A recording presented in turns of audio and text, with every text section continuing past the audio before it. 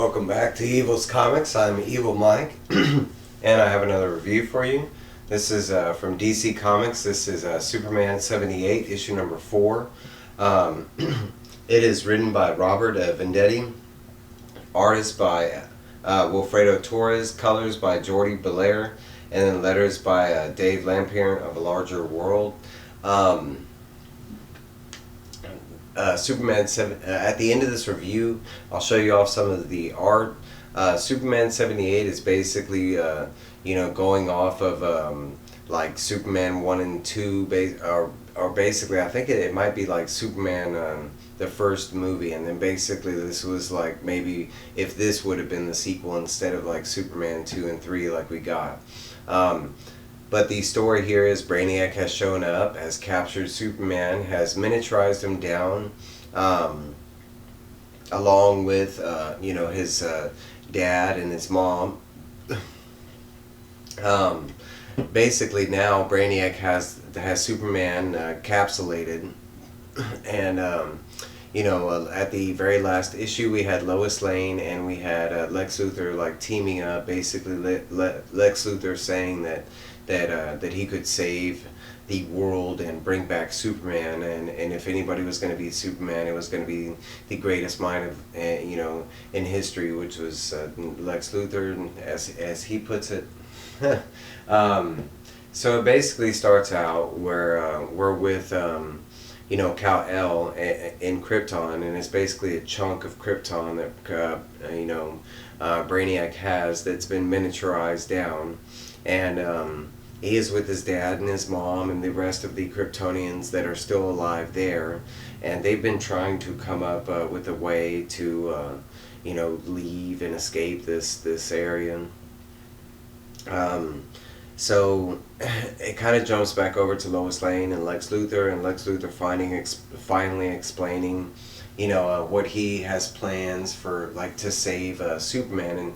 And the previous issue, in the first issue, he had stuck like a device on the back of Superman's shoulder, and now, the way he puts it is now he can talk to Superman wherever he is, and he communicates with Superman and does find that it does still work, even though Superman is miniaturized. It doesn't work at first, but then it starts to. He gets Lois Lane to talk to Superman, and eventually they kind of explain what's going on. Superman kind of gets mad. He's like, no, you failed, like Lex Luthor shouldn't have done this.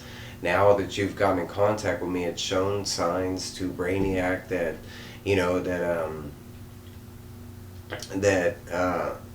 Earth is more advanced, that we showed him and stuff like that, so now Brainiac is going to turn around and go back to Earth, and basically what he's going to do what he did to Krypton, basically destroy it, take a chunk of it, and then leave.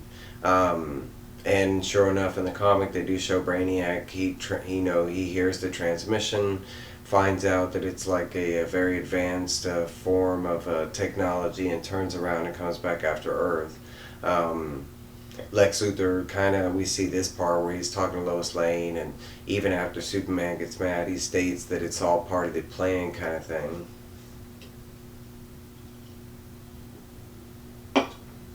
Excuse me.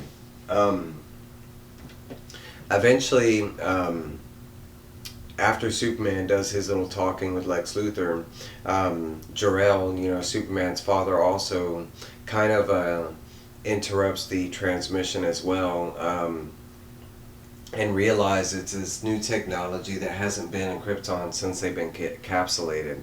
Immediately rushes to Superman's side, and he's like, hey, let me see that, kind of thing.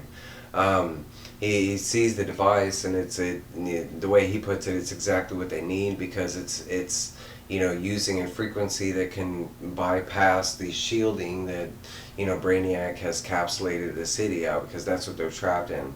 And so I think they're going to, he's trying to come up with a way that they can reverse that and teleport out, kind of thing. On Lex Luthor's side, he's basically stating that his whole plan is to bring Brainiac back to Earth. First off, bringing Superman back to Earth, and I think they're going to make it look like where, he busts Superman out and he's going to use Superman to kind of save the day is what it looks like. But where the book ends off is Brainiac does come back, and he basically starts capsulating the city. He starts cutting off like a section of Metropolis and sucking it up in his ship and leaving away, and that's where the book ends. I think there's still like 2 or 3 more issues left to go, so we still have a little more, story-wise to go. I will say there's a little bit of information that I didn't really talk about, but there's little bits and pieces of Brainiac's backstory, like his origin. You get to see it at the beginning of the comic, and you get to see it a little bit here and there in the story, but it's not really anything that goes really into Brainiac. Basically, that they show him before he became the machine that he is, and that's kind of the gist of it, kind of thing. But I'll show you some of the art, and then I'll let you go on y'all's way. I even start you off with Brainiac and his little origin story as soon as my camera wants to focus. That's like him coming the machine. Then kind of after that, it just jumps into the comic. It's a lot of the conversation with Jor-El and Kal-El, Kal-El taking his rightful place at Krypton, and Superman's like, bro, I'm trying to get out of here, The whole conversation between Lex and Luthor, and, eventually with Superman.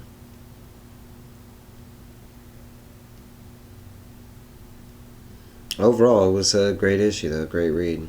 I will say they're doing very well at the likeness, as far as looking like those characters from the movies. Hey, but that's my review. Please like, comment, subscribe. I'll let y'all go. And I'll see y'all next time. Bye!